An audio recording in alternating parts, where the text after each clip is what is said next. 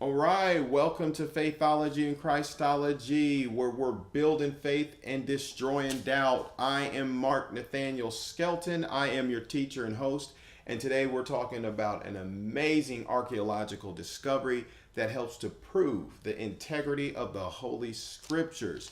You know, there's a saying that goes that every time that a shovel goes into the ground, another skeptic is buried. And that's today's aim as I introduce to you today's topic, the Pilate stone. Have you heard of the Pontius Pilate inscription?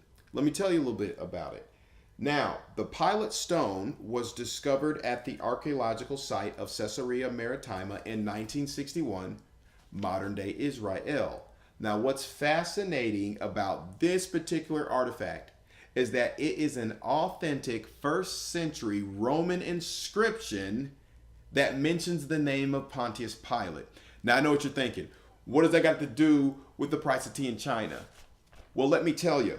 For centuries, there was no tangible proof of this individual, but now, since this discovery, there is actual historical evidence for the existence of the person, Pontius Pilate, which is wonderful because this supports the biblical account within the Word of God. All right? Now, who was Pontius Pilate? I'm going to give you a little background and build up to the stone. Who's Pontius Pilate? What difference does it make? Who cares if he existed, right? What's the point of knowing that he existed? First, we'll deal with Barabbas. Pilate, there's a delegation from the Sanhedrin waiting outside. It is led by Zera himself. They have this preacher, this Jesus of Nazareth with them. They want you to judge him. Judge him? Sarah himself? That must be important. No. I don't want to get involved in their religious quarrels. Pontius Pilate is mentioned over 50 times in the New Testament scriptures. He's mentioned in all the Gospels, Matthew, Mark, Luke, and John. And he's mentioned in the book of Acts, as well as mentioned in the first epistle of Paul the Apostle to Timothy. Now, Pilate, as you all know, is well known for his role in the trial and the crucifixion of Jesus Christ. And within the Gospels, Gospel of Matthew, Mark, Luke, and John, he is seen as an individual that's trying to, get Jesus Christ off the hook from his fate of being executed, but then he folds to the pressure that's given to him by the religious Jewish leaders of that day, and then he tries to detach himself from personal responsibility from this event. Now you can read about it in the Gospel 20, Matthew 27 verse 24, the Gospel of Mark chapter 15 verses 1 through 19, the Gospel of Luke chapter 23 verses 1 through 25, and the Gospel of John chapter 18 verses 28 and through chapter 19 verses 1 through 16. This is where you can read about Pilate. Once you realize he's a real person, though, it gives a whole new meaning when you read it over and you actually see him struggling internally with this idea of, wow, I got to crucify and hand this person over who rightfully doesn't deserve this punishment. And so, specific for today's talk, we want to talk about Pontius Pilate's position. See, Pilate was a governor in the Roman Republic and Empire in the area of Judea. Notice what Luke 3:1 states. Now, in the 15th year of the reign of Tiberius Caesar, Pontius Pilate, being the governor or prefect of Judea. All right, this parallels historical accounts stating that Pontius Pilate, one source says, was the 5th prefect of the Roman province of Judea, serving under Empress Tiberius around the years 26 AD to 36 AD, the time when Jesus Christ lived.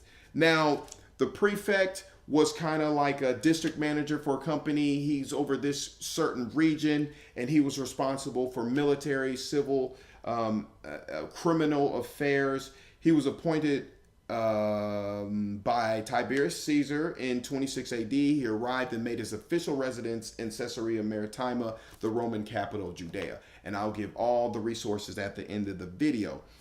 So the governor or the prefects had the responsibility to report to the emperor, to handle financial matters, civil affairs, military, and criminal jurisdictions, as we can see with the situation with the religious leaders bringing Jesus Christ to him.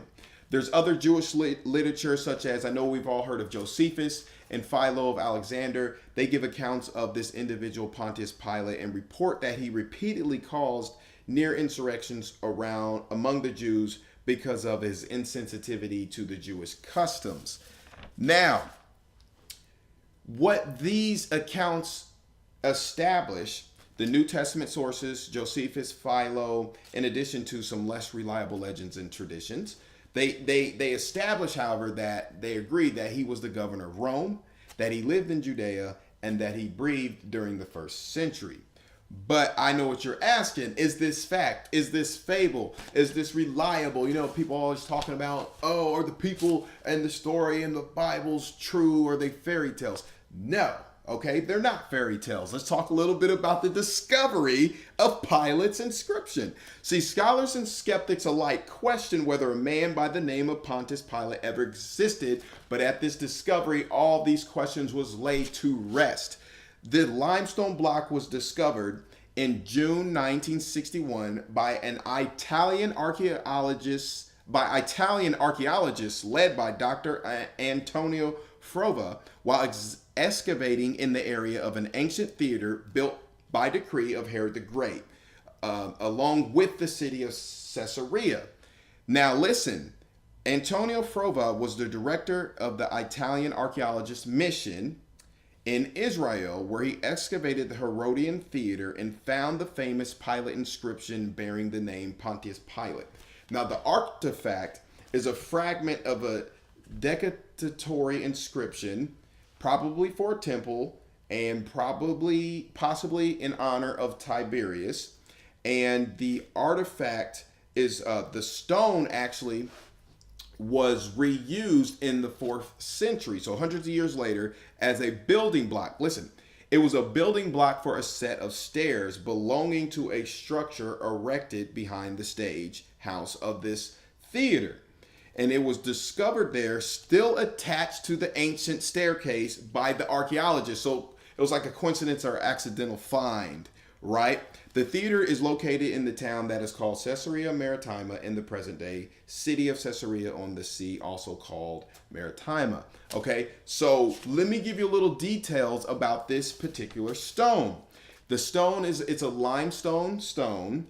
It's 82 centimeters high, so it's a little over 2.5 feet tall.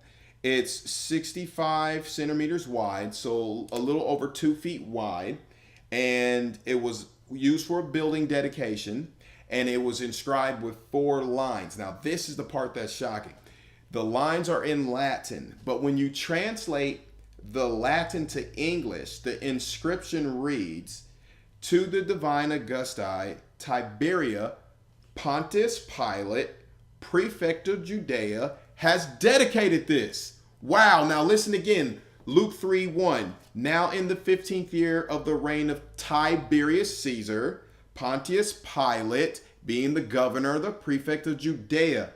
The inscription is now at the Israeli Museum at Jerusalem and is the only epigraphical evidence of the existence of Pontius Pilate. Now look at those wonderful parallels. It explains that he dedicated to Caesar, which is talked about in the Bible. Pontius Pilate, he's talked about in the Bible.